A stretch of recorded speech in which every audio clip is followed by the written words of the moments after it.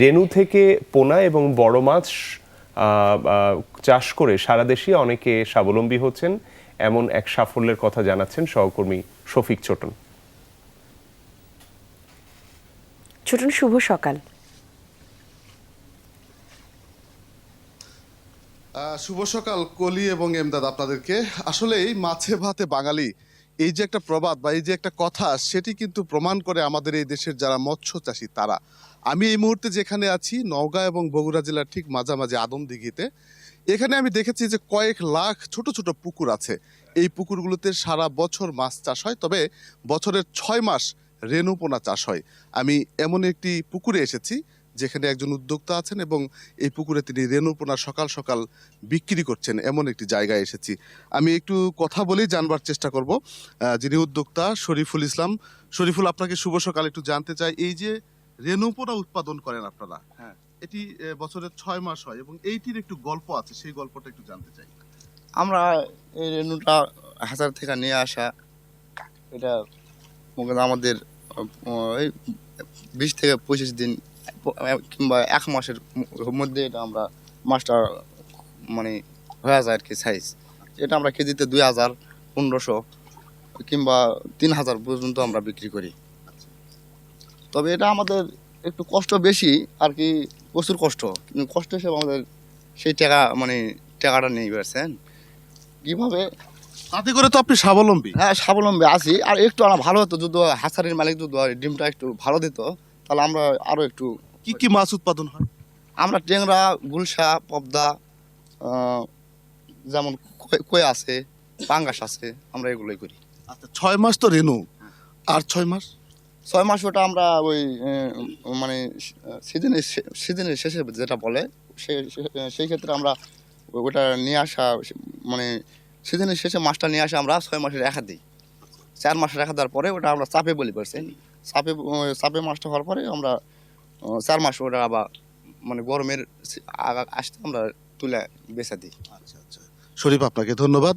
কলি এবং এমদাদ, শুনছিলেন যে তারা আসলে যে 1 বছর বা বছরব্যাপী যে মাছ চাষ করেন, এর মধ্যে 6 মাস হচ্ছে পোনা মাছ উৎপাদন করেন এবং বাকি 6 মাস এই পোনা মাছ থেকে অবশিষ্ট যে মাছগুলো থাকে সেগুলো আসলে 6 মাস রেখে দেন, পরবর্তীতে বড় হলে সেই মাছগুলো আবার বিক্রি হয়। এভাবে তারা চাষ করেন। আমি যতদূর জানি যে নওগাঁ জেলায় এবং এই আদমদিঘি এলাকায়, এই এলাকায় বছরে প্রায় 6 মাসে প্রায় 20 কোটি টাকার মাছ উৎপাদন হয় এবং 1 বছরে প্রায় 50 কোটি টাকার মাছ এখানে উৎপাদন করেন এখানকার যারা মৎস্যজীবী বা যারা মাছ চাষি আছেন তারা। এবং এখানকার যে রেণুপোনা, সেটি আসলে সবচেয়ে বিখ্যাত এবং খুবই জনপ্রিয়। এখানকার রেণুপোনা সারা দেশে যায়। ইতিমধ্যেই এই পুকুরেই, অর্থাৎ শরীফের এই পুকুরেই আমরা দেখছি যে অনেক ব্যবসায়ী তারা মাছ অর্থাৎ রেণুপোনা নেয়ার জন্য, এখানে সংগ্রহ করার জন্য এখানে এসেছেন। তাদের সঙ্গে একজনের সঙ্গে একটু কথা বলে চেষ্টা করি জানার। আপনারা তো এই রেণুপোনা এখানে সংগ্রহ করতে এসেছেন, এগুলো যায় কোথায়, কোথায় নিয়ে যান? আমরা এই পুকুর থেকে নিয়ে আমরা বিভিন্ন জেলায় নিয়ে যাই। যেমন নাটোরে নিয়ে যাই, আর এদিকে ঢাকা পার নরসিংদীতে যাই, ময়মনসিংহ যাচ্ছি। আমরা কয়েকটা জেলায় মাছ নিয়ে যাই। এগুলোর কিভাবে দাম বা কিভাবে নির্ধারণ হয়? এখানে মাছ আমরা পুকুর থেকে এটা একটা ক্রাউন হয়। মাছটা হয়তো আধা কেজি মাছ ওজন দিয়ে গুনলাম যে আধা কেজিতে কত পিস পোনা আসলো, ওই অনুযায়ী আমরা কেজিতে মাপে আমরা হিসাব করে আমরা নিই। এভাবে মাছ বিক্রি করে আপনারা লাভবান? জি, ইনশাল্লাহ ভালোই লাভ। এখানে যারা মাছ উৎপাদন করেন তারা যেমন লাভবান হচ্ছেন, তেমনি এই মাছের পোনা আবার এখান থেকে সারা দেশে যাচ্ছে। সেই সারা দেশে যারা নিয়ে যান তারাও কিন্তু স্বাবলম্বী হচ্ছেন। অর্থাৎ এই মাছের যে উৎপাদন, রেণুপোনা থেকে শুরু করে বড় মাছ উৎপাদন পর্যন্ত, এর সাথে সম্পৃক্ত যত জন আছেন তারা প্রত্যেকে আসলে লাভবান হচ্ছেন। আমরা এই বিষয়গুলো নিয়ে আরেকজনের সঙ্গে একটু কথা বলতে চাই। তিনি এই এলাকার মৎস্য কর্মকর্তা, তার সঙ্গে কথা বলতে চাই। সকাল সকাল তাকে এখানে পাওয়া গেল। জনাব শাহাবুদ্দিন, আপনাকে শুভ সকাল। আপনার কাছে একটু জানতে চাই, এই যে মাছের রেণুপোনা উৎপাদন হচ্ছে এবং এখান থেকে সারা দেশে যাচ্ছে, এই জায়গায় আপনাদের আসলে সহযোগিতাটা কেমন থাকে?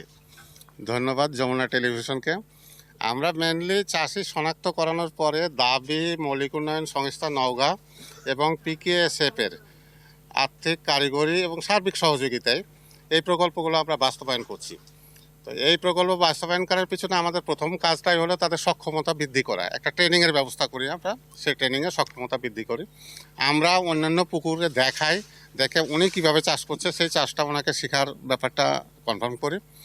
তো এইভাবে আমরা মোটামুটি শেখাই। টাকা পয়সার যদি দরকার হয় দাবি মৌলিক উন্নয়ন সংস্থা স্থানীয় যে শাখা আছে সেই শাখা থেকে তাদেরকে ঋণ দেওয়া হয় এবং তারা নিয়মিত ঋণ পরিশোধ করে। তো সব দিক মিলাইয়া আমাদের খুব ভালো। এই ব্যাপারে সার্বিক সহযোগিতা করছে দাবি মৌলিক উন্নয়ন সংস্থার নির্বাহী পরিচালক।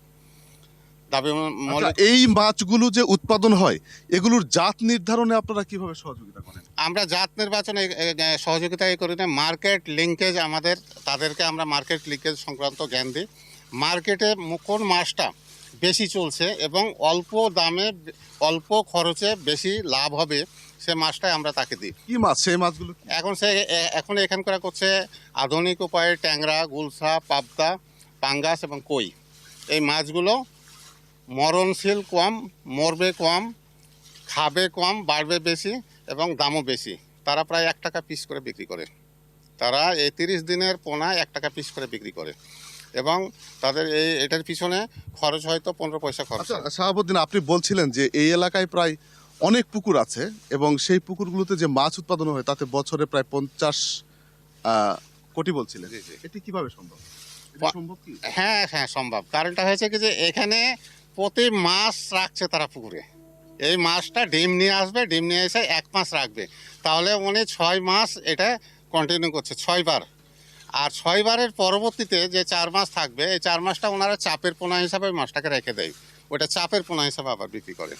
তো যার জন্য বছরে তাদের 50 কোটি টাকা বিক্রি করায় এমন কোনো কঠিন কাজ না। এখানকার পুকুর আছে অনেকগুলো, পুকুর প্রায় ধরেন 100-র উপরে পুকুর আছে এই এক জায়গায় একেবারে একই জায়গার ভিতরে। আমাদের দাবি মৌলিক উন্নয়ন সংস্থা থেকে যে প্রদর্শনী দেওয়া আছে সেই প্রদর্শনী 37টা পুকুর আছে, বাকিগুলো প্রদর্শনী প্রতিরূপায়ণ হিসাবে আছে। সেই প্রতিরূপায়ণকেও আমরা টেকনিক্যাল সাপোর্ট দিয়ে যাই, ওনারাকেও টেকনিক্যাল সাপোর্ট। তাহলে এতজন এর সাথে সম্পৃক্ত, এরকম কি কোনো তথ্য আছে যে এই অঞ্চলে রেণুপোনা উৎপাদন করে কতজন চাষি? জি আমাদের কাছে তথ্য আছে। আমরা এই অঞ্চলে প্রায় রেণু চাষ করে আদমদিঘি এলাকায় প্রায় 500 জন মতো, প্রায় 500 জন মতো রেণু চাষ করে। এবং এখানকার কিন্তু ওই যে বাংলা মাছ যেটাকে বলি আমরা, রুই কাতলা মাছ, সেটা চাষ হয় না। এখানকার সবগুলোই হয় আধুনিক উপায়ে এবং দামি মাছ, যেটা ট্যাংরা, গুলশা, পাবদা, কই। এবং ভবিষ্যতে আমরা মনে করছি কি যে আইড়, তারপরে চিতল, এইসব পোনাগুলো তাদেরকে দিয়ে করাবো। এইভাবে অসংখ্য ধন্যবাদ শাহাবুদ্দিন আপনাকে সংযুক্ত থাকার জন্য। আপনাকে- আসলে শুনছিলেন যে এই অঞ্চলে আধুনিক জাতের যে মাছ চাষ হচ্ছে সেই মাছগুলো সারা দেশেই আসলে ছড়িয়ে যাচ্ছে। শুধু আধুনিক যে চাষ হচ্ছে, আধুনিক মাছ চাষ হচ্ছে তাই নয়, এখানে আসলে সারা বছরই বাংলা মাছ চাষ হয়, অর্থাৎ রুই, কাতলা, মৃগেল বা অন্যান্য যে জাত আছে সেগুলো চাষ হয়। সবচেয়ে মজার বিষয় কলি এবং এমদাদ, যে আমি এখন যেখানে দাঁড়িয়ে আছি আসলে সবুজে ঘেরা, এবং এই সবুজে ঘেরা বলতে আমি যদি বলি যে আমার আশেপাশে শুধু পুকুর আর পুকুর, অর্থাৎ এই যে তাপদাহ বা দাবদাহ বা যে উষ্ণতা, সেই উষ্ণতা থেকে মানুষ কিন্তু পরিত্রাণ পাওয়ার জন্য এরকম পুকুরের খোঁজই করছেন এখন। সেরকমই অবস্থা, এখানে কিন্তু অনেক পুকুর এবং পুকুর পাড়ে যে গাছগুলো লাগানো হয়েছে সেটি অসম্ভব সুন্দর দেখতে। শুধু মাছ চাষ না, এখানে আসলে সবুজায়নও করা হয়েছে, এমনটি কিন্তু দেখলাম। কলি এবং এমদাদ, আবারও ফিরে যাচ্ছে আপনাদের কাছে। শুভ অনেক সকাল সবাইকে। ধন্যবাদ আপনাকে শফিক।